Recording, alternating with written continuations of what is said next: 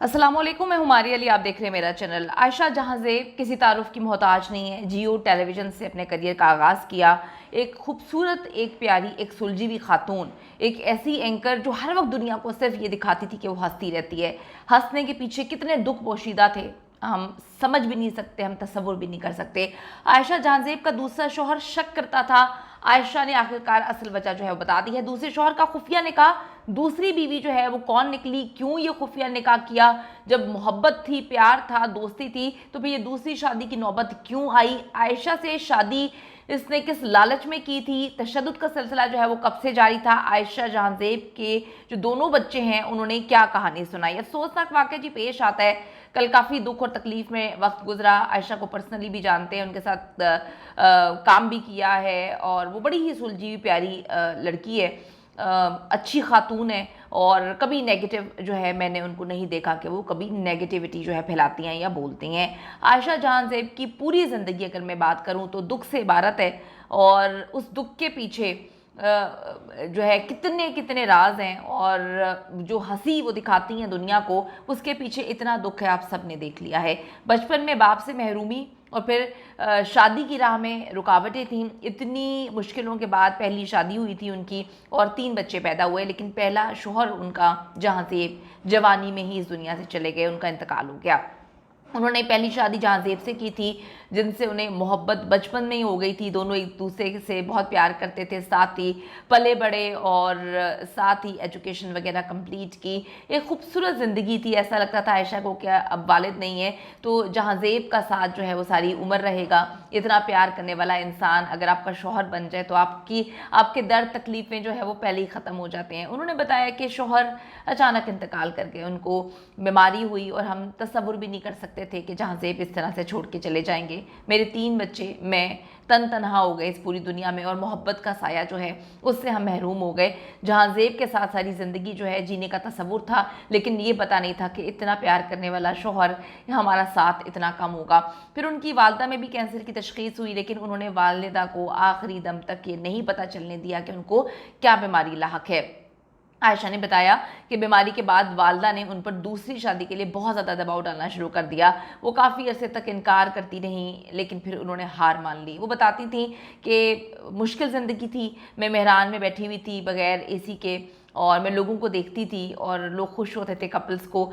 मेरे अंदर जेलसी आती थी। मेरे 3 अदद बच्चे, इतना बोझ ज़िंदगी का, हर चीज़ खुद उठानी, हर चीज़ खुद करनी। कहती फिर मैंने अपने आप को बदला और मैंने ऐसे कपल्स को देखकर दुआएं देना शुरू कर दी और फिर ज़िंदगी आहिस्ता आहिस्ता जो है वो बड़ी बेहतर होना शुरू हो गई। उन्होंने बताया, टीवी मेज़बान का कहना है कि उनका आज तक एक ही मर्द दोस्त रहा, उसका नाम हारिस था, जिससे बाद में उन्होंने दूसरी शादी कर ली। हारिस मुझसे मोहब्बत करता था और मेरी वालदा को उसने यकीन दिलाया था कि सारी ज़िंदगी आपकी बेटी का ख्याल रखूँगा, और वो ख्याल रखने वाला भी था।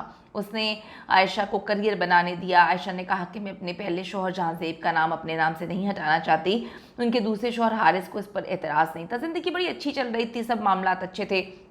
फिर कहते हैं ना कि नज़र बर हक है, कुछ लोगों की गंदी नज़र आपके आशियाने पे लग जाए और वो फिर चकनाचूर हो जाता है। इतने प्यार करने वाले दोनों मियाँ बीवी, अचानक से 2024 शुरू होता है और मामलात ख़राब होते हैं। आयशा अपनी कामयाबियों का सारा क्रेडिट जो है अपने दूसरे शौहर हारिस को ही देती हैं और उनकी हमेशा तारीफ़ें करती थी कि वो उन्हें अक्सर जो है मजाक में भी कहते हैं कि आयशा जो है वो तो एक खातून नहीं बल्कि एक मर्द की तरह मीडिया में काम करती है, हमें इस पर फ़ख्र है और मुझे बनाने वाले मेरे शौहर हैं, मेरे साथ वो खड़े रहते हैं हर चीज़ में और हम बहुत अच्छी ज़िंदगी गुजार रहे हैं। आयशा जहां ज़ेब की पहली शादी से उनके 3 बच्चे हैं, उनमें से एक बेटी जोहा जो है वो मीडिया में काम करी, आप सब उसे जानते हैं, बड़ी प्यारी सी बच्ची है। आयशा जहां ज़ेब की दूसरी शादी ठीक चल रही थी, सारे मामलात बहुत अच्छे थे। ऊंच नीच तो हर रिश्ते में आती है, मामलात जो है वो 9 साल तकरीबन उनकी शादी को हो चुके हैं। 2024 में ये मामलात ख़राब होना शुरू हुए। इसकी वजह आयशा ने अपने दूसरे शौहर हारिस की दूसरी शादी जो है वो करार दे दिया। छुपकर उन्होंने निकाह किया हुआ था और इतने मतलब अपने उनके बच्चे, आयशा के 3 बच्चों को उन्होंने एक्सेप्ट किया, अपने उनके 2 अदद बच्चे, 5 बच्चे, इतनी प्यारी बीवी जो है सपोर्टिव, काम कर रही है, आप खुद भी बड़े अच्छे थे। फिर भी शादी की नौबत आई। आयशा के मुताबिक जो है उनके रवा साल 3 से 4 बार उनके हस्बैंड ने उनको तशद्दुद का निशाना बनाया। इसी साल के शुरू में उन्होंने शादी कर ली थी। मियाँ बीवी इस रिश्ते को बचाने की कोशिश कर रहे थे क्योंकि बच्चे जो है उनकी ज़िंदगी बर्बाद हो सकती थी। शोहर ने जो है वो शादी की हुई थी। मुझे शोहर के तशद्दुद से शदीद चोटें आईं और मैं कानूनी जंग इस वक्त लड़ रही हूँ और मैंने सोचा कि अब चुप नहीं रहना।